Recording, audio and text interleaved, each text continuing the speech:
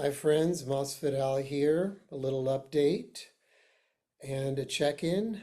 I wanted to speak to you a little bit about my upcoming workshop in Encinitas, California, and San Diego, California this Sunday, and also talk to you a little bit about the importance of Ayurveda, yoga, Vedic wisdom, especially today. So first of all, this Sunday I'm doing a very special lecture workshop presentation on the topic of food, sleep, and the creative force, how to use these three pillars, as Ayurveda speaks of them, to promote longevity. And in order to have longevity, we have to have immunity. We have to have a strong mind body relationship. And it recognizes these three as very vital because one, diet is not only sustenance, not only food, but it is medicine. And we have to look at food in this way and not just eat to fill our bellies, but look at food as something sacred. It contains prana, it contains nutrients, it contains that light that it is absorbing from the sun.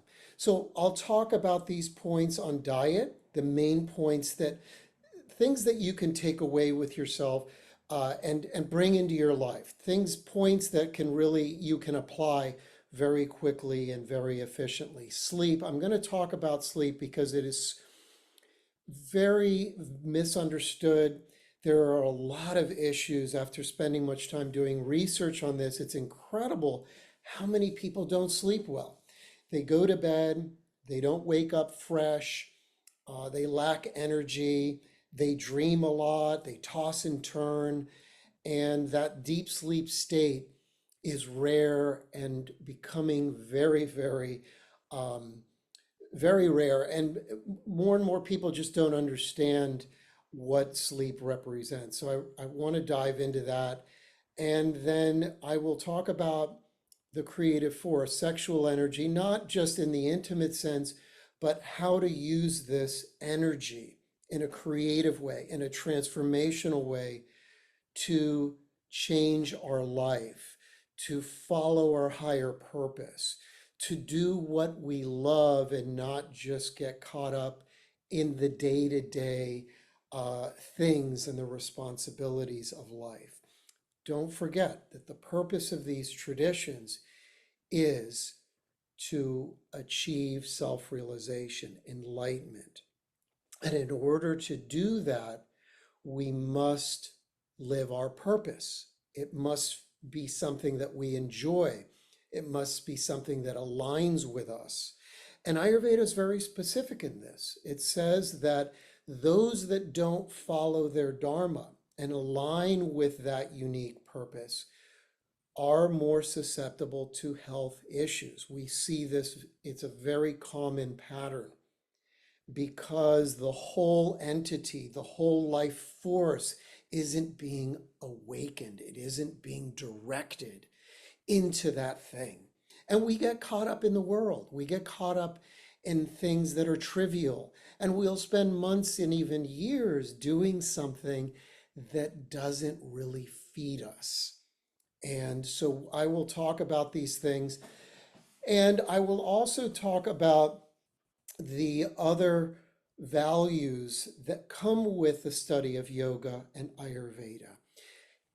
It is very important today. I really feel that it is more important today than ever before, particularly with what's happening in the United States. And for those of you that are watching this video in other parts of the world, Asia, Europe, wherever you are, it's been a very sad situation with what the United States has been going through. We've seen an unprecedented number of events, of very violent actions that have really stirred a lot of emotion in this country.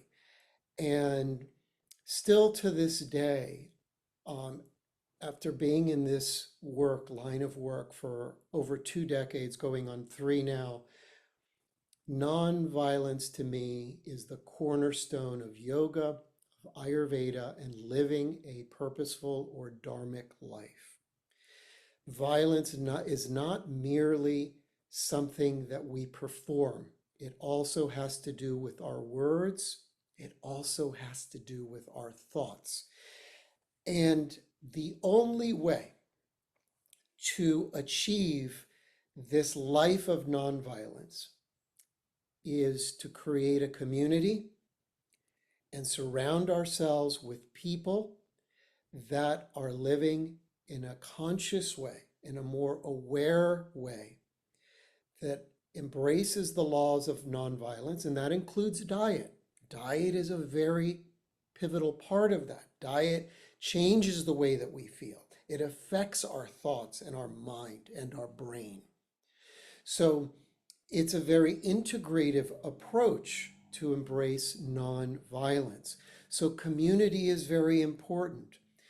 And following a regular practice of community, coming together regularly to be around conscious people, meditators, is very, very important. It helps us to heal. It helps us to keep that connection to the higher prana, the higher awareness that is within us.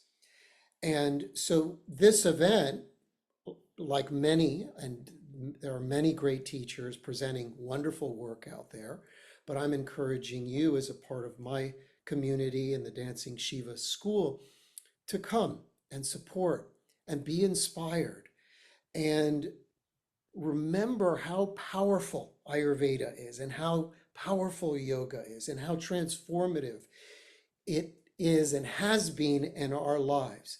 We can never hear it enough. I always and constantly am going to events supporting others, and I always find one, two, three, and many nuggets of transformational wisdom that I enjoyed hearing and that helped to remind me of how important these teachings are. We need these teachings now more than ever today to promote nonviolence and to live a life of quality, not just length and duration, but quality of life. All right, the scriptures extend and extensively say 100 years. Ayurvedic and astrology texts mention 120 years, according to a cycle called Vimshottri, the Dasha cycle. And so, but living the 100 years, which we're nowhere near, we're almost 25% off from reaching that, and especially if we have such violence in this country and in this world, we're never going to make it to 100 years. So it's not just about reaching that state, but it's the quality of the consciousness that we attain and preserve within our being. And it must be an integral process, physical, mental, emotional, and spiritual. That's where the four yogas come in. Karma, the practical, the physical side, right? Gyan yoga, the intellectual side. Bhakti yoga, the emotional side.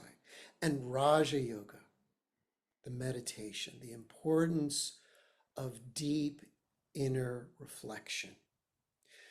So I want to encourage you all to attend this Sunday in Encinitas, California. This event will not be online. It will not be live streamed, but I will be presenting much research and study that I have been doing in the last few years. And that is the reason why I have not been teaching as much, because I've been doing some extensive writing. And I look forward to, as you know, when I do any event, I bring in meditation, some mantra, some Q&A, some exchange. And so I think this is an important time for all of us to come together. I really look forward to connecting with many of you that I haven't seen in some time. And let's increase and connect with the collective power of pure consciousness. And if you can't make this event for whatever reason, come to another event. I will be in San Francisco. For those of you in Northern California, I will be up there in in about 2 weeks on the 27th and 28th. And then I'll be doing a series of talks in South Florida at the very famous, or not so well known yet, the Integral Yoga Center of Swami Jyotirmayananda. I'm honored to be presenting Vedic wisdom teachings there, several classes in October, November, and December. And those will be live streamed. Please stay in touch. Please go to my website, dancingshiva.com, and help me, because I can't do it alone. I need you to work with me to help promote yoga and Ayurveda, as I have been doing now for 25 years, and help be a spiritual motivator, help be a healthy motivator, but not just of random information, not AI, but higher intelligence that these traditions have been teaching for thousands of years. I'm asking you to collaborate with me, and you know that I've been doing this for a while. I'm always inspired to do this. Come and let's work together, and let's sit in satsanga and inspire others to live a transformational life that embraces nonviolence, that embraces truthfulness, and the importance of sadhana. Spiritual practice must be a constant effort of managing thoughts, our words, and speaking in a compassionate and kind way. And I'm not saying that we don't need to defend ourselves. There are times we have to defend ourselves and show our strength. And bring these principles into our lives.